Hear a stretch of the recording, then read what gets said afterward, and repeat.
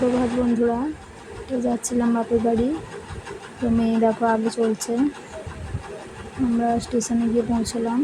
চারিদিকটা বেশ একটু হাওয়া লাগছিল, তাই একটু দাঁড়িয়েছিলাম। ট্রেন তখনও আসেনি, তাই একটু চারিদিকে ফটো ভিডিও করছিলাম। তারপর ট্রেন আসলো। ট্রেন আসার পর অন্য লাইনে ট্রেনটা ছেড়ে দিল। তারপর আমরা আমাদের লাইনে ট্রেনে উঠে পড়লাম। দেখো ট্রেনের ভিতরটা। তারপর যেতে যেতে চারিপাশটা একটু ভিডিও করে নিলাম। বেশ ভালো লাগছিলো, ফাঁকা ছিল ট্রেনটা। চারিদিকে সিনগুলো বেশ ভালো লাগছিলো। আকাশটা একটু মেঘলা ছিল। দেখো কত সুন্দর লাগছে। যেতে যেতে একটু ভিডিওটা বেশ করলাম। তারপর স্টেশনে নেমে পড়লাম। একটা বাঁদরের ছবিও দেখতে পেলাম। তারপর আমরা সিঁড়ি দিয়ে উঠছিলাম। ওঠার পর নামলাম।